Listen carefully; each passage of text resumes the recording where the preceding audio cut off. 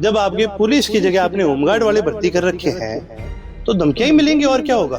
हम किसी को पर्सनल अटैक करने के लिए या अपनी कोई बच्ची कुची कोई छोटी मोटी कोई पार्टी को बचाने के लिए नहीं करते कोई सम्मेलन। अगर गांव में किसी की पेंशन कटती है, गांव के अंदर उस इंसान को तकलीफ होती है कि नहीं होती। आप भी चुने हुए हो, आप सत्ता में हो, ये समस्या है, इनको दूर करने का जोर मारो।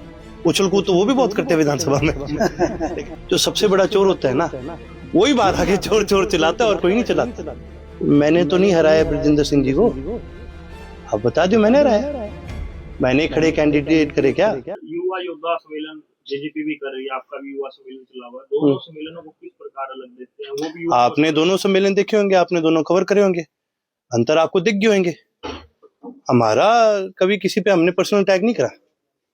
हमारा सिर्फ एक ही उद्देश्य है, युवा को जागृत करो और युवा को प्रेरित करो कि अपना भविष्य वो अपने हाथ में स्वयं ले।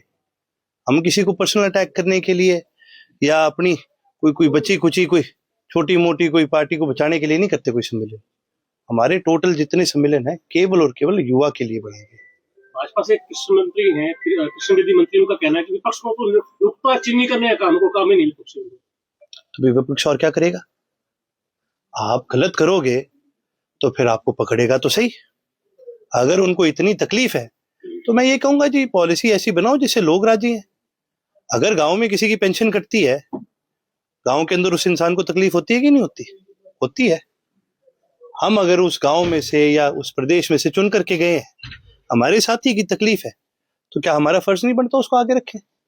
आप साथी शहर के अंदर रहते हैं, शहर टनाटन है, बढ़िया है, मच्छर तो नहीं काटते होंगे, डेंगू तो नहीं होता होगा आपके शहर में, टॉपम टॉप होगा, बताइए दो सर, हाँ ना कर दो सर ही लाके कह दो।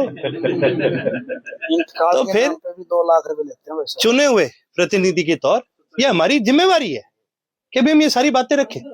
अब बेदी साहब को इस बात से तकलीफ है तो मैं ये कहूंगा आप भी चुने हुए हो, आप सत्ता में हो, ये समस्या है, इनको दूर करने का जोर मारो। उछल कूद तो वो भी बहुत करते हैं विधानसभा में। लेकिन मैं ये कहूंगा इन चीजों से हट करके जनता के समाधान करने का काम करो, ये तो जनता ज्यादा समय आपको ज्यादा मौके नहीं देगी। दीपेंद्र हुड्डा जी देखा बीजेपी ने आपकी मदद की नहीं, तो आपने देखा पार्टी का नहीं, वो तो मैं आपसे पूछ रहा हूँ, आपने देखा? दीपेंद्र जी को तो काम ही ये है, मेरी निंदा करेंगे, हमारे संगठन की निंदा करेंगे। एक अक्सर एक कहावत है जी, जो सबसे बड़ा चोर होता है ना, वही बाहर आके चोर चोर चिल्लाता है और कोई नहीं चिल्लाता। देखिए जी, मेरे संगठन ने कोई बीजेपी के साथ कॉम्प्रोमाइज नहीं करा, ना मेरे पिता ने करा, लेकिन आपके संगठन ने किस प्रकार से जीतने वाले लोगों को स्वयं हराने का काम करा है। मैंने तो नहीं हराया ब्रजेंद्र सिंह जी को, आप बता दो मैंने हराया। मैंने खड़े कैंडिडेट करे क्या?